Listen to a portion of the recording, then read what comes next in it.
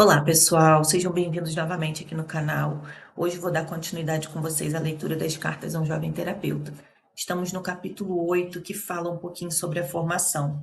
Esse assunto que suscita tantas dúvidas entre aqueles que querem começar a entrar no campo da psicanálise, né? Devo estudar numa instituição? Devo procurar uma escola? Como devo iniciar? Estudo independente? Então vamos ver um pouquinho o que o contado traz para a gente aqui nesse capítulo. Vamos lá. Ele inicia assim: Minha jovem amiga, você tem razão. Falei em minha primeira carta dos traços de caráter que gostaria de encontrar num terapeuta, mas não disse nada dos caminhos pelos quais ele deveria formar-se. Por exemplo, você me pergunta que faculdade você recomendaria cursar: medicina e psiquiatria ou psicologia clínica? Na verdade, tanto faz, porque nem o psiquiatra nem o psicólogo clínico se formam para serem psicoterapeutas. Se você quer ser psicoterapeuta, o essencial de sua formação acontecerá depois da faculdade, ou quem sabe durante seus estudos. De qualquer forma, se dará fora da academia. E há por isso uma razão intransponível. Uma peça-chave da formação de um psicoterapeuta é o tratamento pelo qual ele mesmo se submete. E essa cura não pode ser uma demonstração pedagógica abstrata, não pode ser limitada a um fazer de conta durante o qual se transmitiria uma técnica. Ao contrário, espera-se que nessa experiência o futuro terapeuta se depare com a complexidade de suas motivações, sintomas e fantasias, conscientes e inconscientes, pois para o terapeuta não há melhor introdução à variedade do sofrimento humano do que a descoberta de que em algum canto de seus pensamentos ele pode encontrar palavras, lembranças, razões, visões e pensamentos parecidos com aqueles que afetam, agitam ou mesmo enlouquecem seus pacientes. Aqui ele já toca no ponto muito central, né, e importante aqui da psicoterapia, da psicanálise, que a faculdade, mesmo sendo uma graduação em psicologia, ela não deixa, não permite que esse profissional saia pronto para atuar, né, como psicanalista. É necessário que ele se submeta a uma análise pessoal. E ele já coloca aqui esse ponto também bem importante, que essa análise ela não é simplesmente pedagógica ou didática, deve ser uma análise que realmente o candidato, vamos dizer assim, a psicanalista, usando um pouquinho as palavras do Contário, que ele mergulhe a fundo nas suas próprias questões, mergulhe a fundo no próprio sofrimento, porque aí sim ele poderá ter talvez um pouco dessa noção desse sofrimento humano. É preciso cuidar das próprias questões para que possa cuidar também das questões dos outros. Como não sentir na carne o que faz a psicanálise, né? Tem se eu não me engano, é no compêndio de psicanálise que o Freud fala, ele inicia no prefácio falando sobre isso, né? Que a técnica dele, em que era muito era duvidada, né? Tinham dúvidas sobre a técnica da psicanálise na época. Ele colocou algo como quem diz assim: não adianta eu ficar aqui trazendo todas as teorias, eu vou até trazer, mas, para que se entenda realmente o que é psicanálise, é preciso passar pela experiência da psicanálise. E é um pouco disso que o Contardo fala aqui. É preciso passar pela análise para que você possa ser um psicanalista. Esse é o ponto central, a peça central, a peça-chave da formação. E aí ele continua. É óbvio que essa experiência por si só não forma um terapeuta. Desde o fim do século XIX vem se constituindo uma imensa biblioteca de depoimentos, pesquisas e construções teóricas sobre o sofrimento psíquico, as motivações humanas e os caminhos terapêuticos possíveis. Espera-se que um terapeuta conheça o essencial da tortuosa história dessas ideias, não por gosto erudito, mas porque essa história apresenta as respostas que nós, humanos e modernos, construímos para entender quem somos. Ela é, em suma, uma vasta patologia das racionalizações que somos capazes de inventar para explicar nosso mal-estar. Espera-se também que, nesse emaranhado, o terapeuta escolha um fio e o percorra detalhadamente, lendo e estudando. Muito bem, você dirá, entendo facilmente que a própria análise ou terapia de quem está se formando não possa fazer parte de um curso universitário. E aí já vem um ponto importante sobre as graduações em psicanálise. Nas graduações que hoje, né, como eu disse no início do vídeo, mudou a nomenclatura, não é possível ter essa parte prática de análise E o modo também, o modo de se ensinar e aprender a psicanálise numa graduação é diferente do modo que a gente precisa realmente mergulhar, que é sentir cada texto, entrar ali nesse conteúdo, trazendo para a sua experiência pessoal. Ele vai falar um pouquinho sobre isso, acho que mais lá na frente. Porque, como eu já li esse capítulo, essas ideias, né, ficaram aqui. E, inclusive, eu já havia gravado esse vídeo por 2 vezes e ele saiu sem som. Então, vamos lá. Ele continua: como seria avaliada? Com que notas? E quem garantiria a absoluta confidencialidade das coisas ditas? Qual seria a qualidade da relação terapêutica se ela for uma espécie de exame? Então, como fazer uma análise que se diga terapêutica na faculdade, na universidade, se ela vai depender de um exame? Não há um exame sobre isso. Isso é algo muito pessoal, é de cada um. Aí já começa a questão da subjetividade referente à psicanálise. Mas o estudo dos textos, por que não seria responsabilidade de um curso universitário? De fato, existem hoje mestrados em psicologia clínica e em psicanálise, nos quais esse estudo é proposto e realizado. No entanto, a diversidade das orientações psicoterápicas pediria uma multiplicação de pós-graduações. Só em psicanálise seriam necessários 5 ou 6 cursos diferentes. Além disso, de qualquer forma, o estudo universitário não é exatamente equivalente ao estudo proporcionado pelos institutos de formação. A compreensão dos textos não é a mesma. Há uma diferença relevante entre ler como estudante, que deve dar conta do que aprendeu, e ler como terapeuta em formação, que interpreta os textos a partir da experiência singular de sua própria terapia ou análise. É o que eu estava falando anteriormente, né? Trazer a experiência do texto para a própria experiência pessoal, para a sua experiência de análise. Assim vai se fazendo essa costura da teoria junto com a prática. E ainda tem mais um ponto do tripé que eu ainda vou falar um pouco mais lá na frente, que é a supervisão. Então, a formação do psicanalista, dando um spoiler aqui, para aqueles que ainda não sabem, ela tem esse tripé: supervisão, teoria e análise pessoal. É como se a gente for pensar num banco, né? Um banco com 3 pés. O que acontece se a gente tira um dos pés? Esse banco cai, esse banco não sustenta. Então, esses 3 pontos precisam estar presentes na formação. Por essas razões, no mundo inteiro, a formação do psicoterapeuta é proposta por instituições privadas, que inventam cada uma de seu jeito, formas de ensino e de aprovação e reprovação compatíveis com esse estranho currículo, no centro do qual está a coragem do candidato que se questiona radicalmente em sua terapia ou análise. E como é necessário coragem e resiliência, eu digo até resiliência, para continuar nesse caminho que é tão angustiante muitas vezes. Sustentar esse não saber, os textos não são fáceis, a experiência de análise também é dolorosa.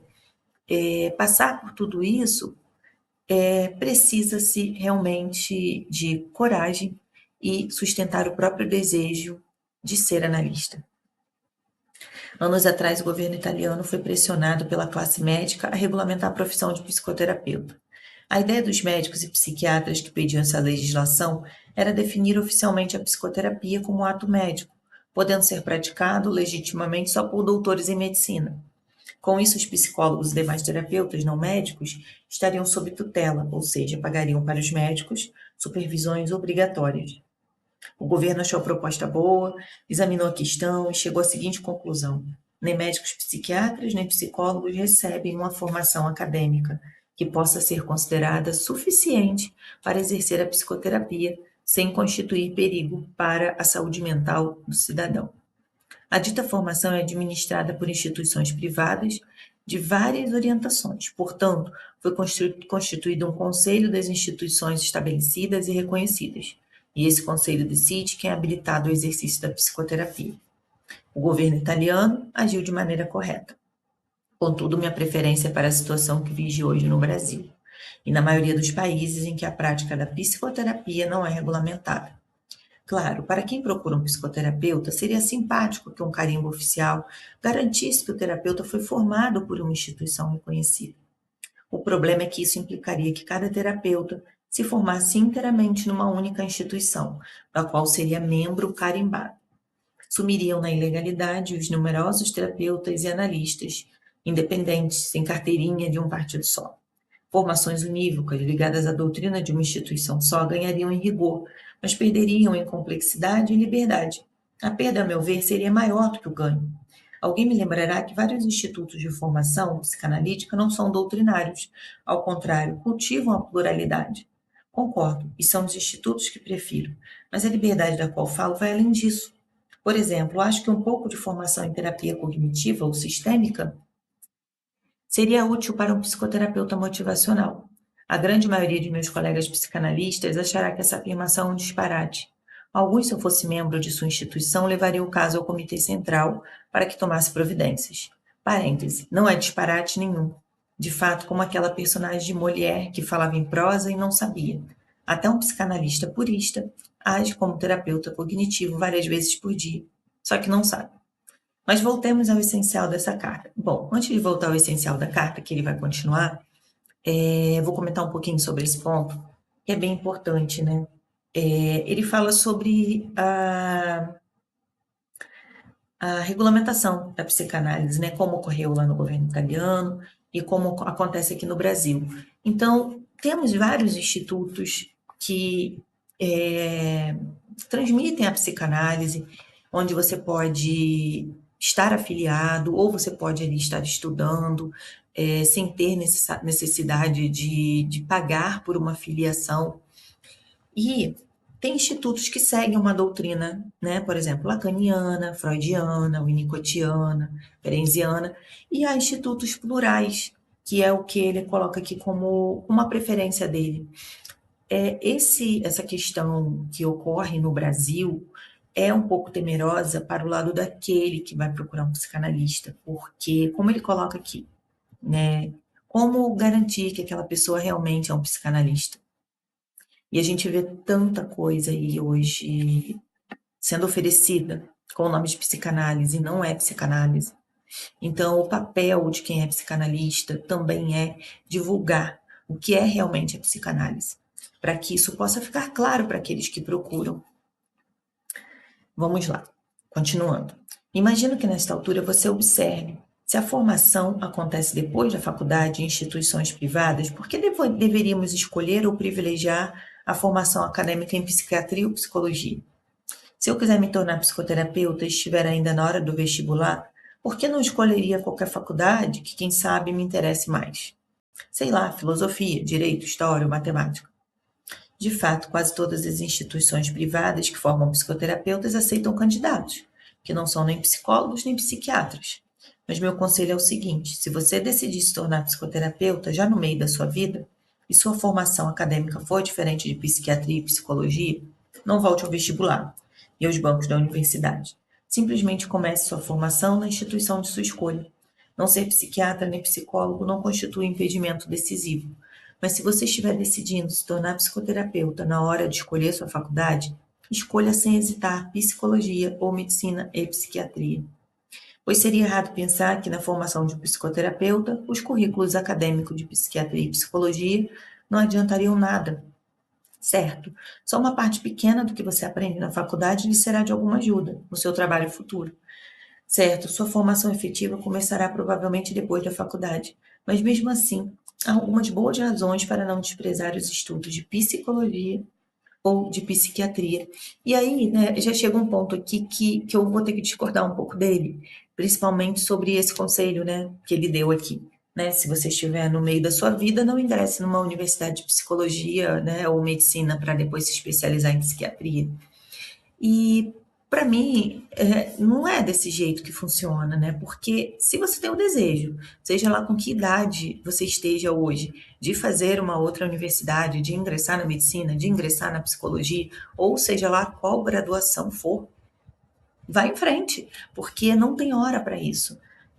Não tem hora para que você faça o que você deseja, o que você tem vontade de cursar, para poder, né, incrementar aí na sua carreira. Mas o que ele traz aqui, o ponto, é que a universidade, a graduação aqui de medicina e de psicologia, ela vai trazer muitos elementos importantes que são necessários para a nossa prática, né? Mesmo que você não saia pronto também desses cursos, que você precise passar ainda pela formação psicanalítica, ela vai ter aí esse conteúdo que será aproveitado. Segundo ele, muito mais do que outras graduações, como filosofia, direito, história, enfim, essa é a opinião do contábil. E continuando, ele vem falar sobre esses conteúdos que, né, são aproveitados e necessários. As que são invocadas mais frequentemente são também as menos importantes. Refere-se a experiências e saberes que poderão fazer falta na sua formação de psicoterapeuta, mas que ambos, experiências e saberes, poderão ser encontrados de outro jeito. Por exemplo, é indispensável que um psicoterapeuta tenha instrumentos diagnósticos para não confundir, se possível, uma amnésia histérica com o começo de uma arteriosclerose ou de um Alzheimer, e para se lembrar de que uma depressão pode ser o efeito de uma insuficiência de hormônio da tireoide. Na suspeita, é bom encaminhar o paciente para um check-up neurológico, vascular e endocrinológico. É também indispensável que um psicoterapeuta tenha conhecimento dos princípios ativos dos remédios psicotrópicos mais comuns, pois, embora ele não prescreva, lidará em muitas ocasiões com pacientes que precisam de medicação ou já estão sendo medicados. É importante poder colaborar com o psiquiatra que prescreverá, assim como é importante distinguir efeito medicamentoso das mudanças que nada têm a ver com esse efeito. É útil que um psicoterapeuta conheça os princípios diagnósticos do TSM. No mundo em que se viaja muito, não é raro que a gente receba pacientes que carregam consigo diagnósticos, dos quais é bom entender que foram estabelecidos e o que eles significam. E não é raro que a gente deva encaminhar um paciente para um psiquiatra desconhecido, num país onde não há terapeutas da mesma orientação que a nossa. Você não acha? Pois é, se um dia um paciente seu apresentar um surto agitado no hotel de Singapura, tente explicar por telefone a um residente local de psiquiatria que seu paciente não é psicótico. Logo constatará que o DSM pode ser de grande ajuda. Também é necessário, a meu ver, que um psicoterapeuta passe por uma experiência efetiva e consistente com pacientes psicóticos e, se possível, com toxicômanos. Os estágios clínicos universitários respondem a essa necessidade. Agora, esses saberes e experiências podem ser adquiridos sem passar pelas faculdades de psicologia ou de medicina e psiquiatria.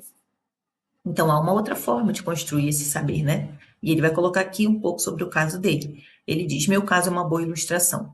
Minha graduação foi filosofia entre filosofia e epistemologia, que é a teoria do conhecimento. Isso me tornou psicólogo suficiente para poder mais tarde completar um doutorado em psicopatologia clínica.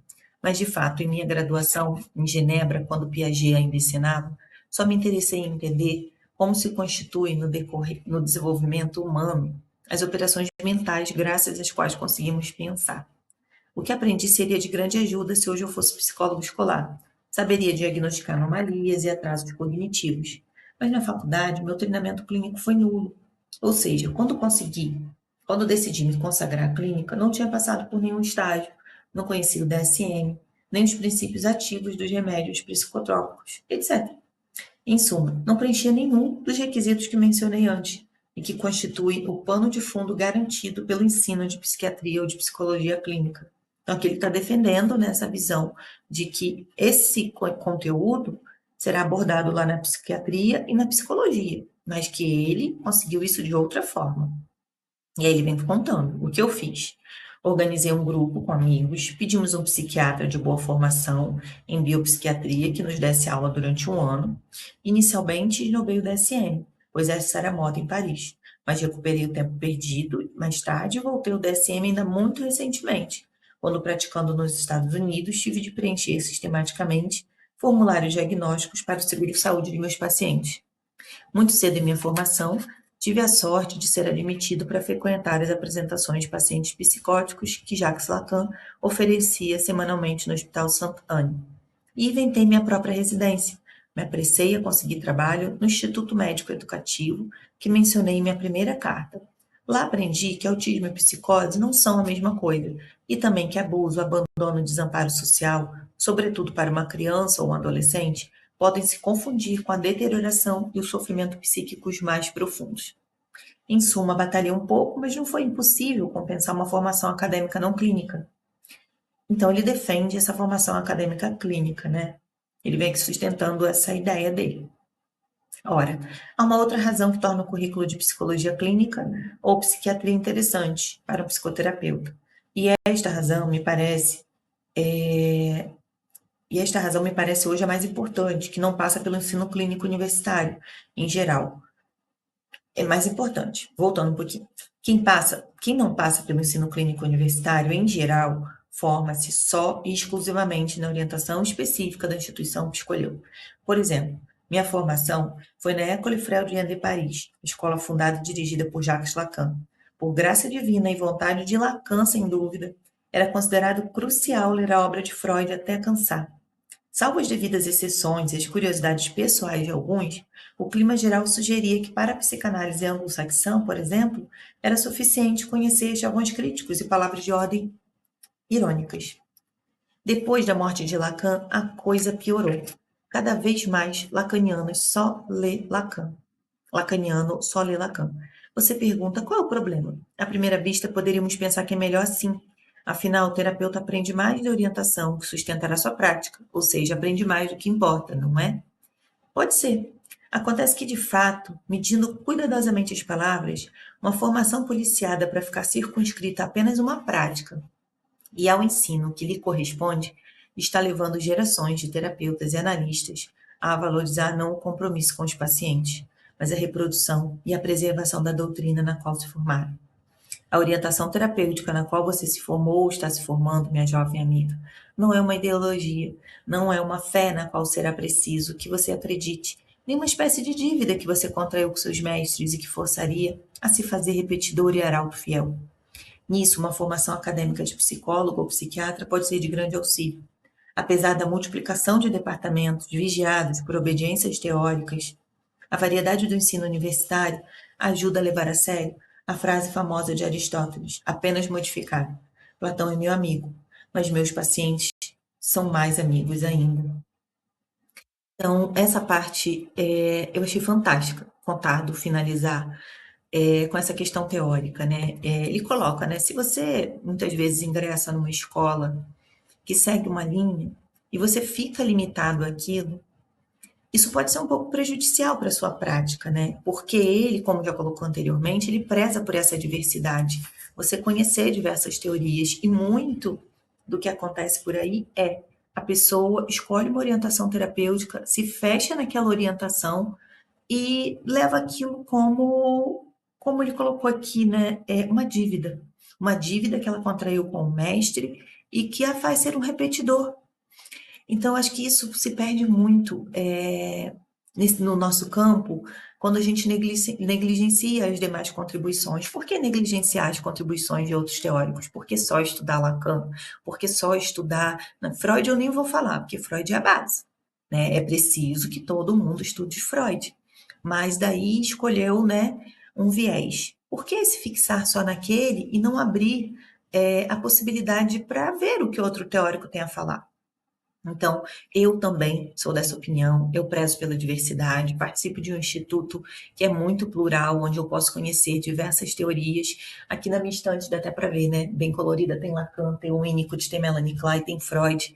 Então, é no que eu acredito e é o meu, se eu puder dizer, né, conselho, né, para os que estão iniciando, dê uma olhada em todos.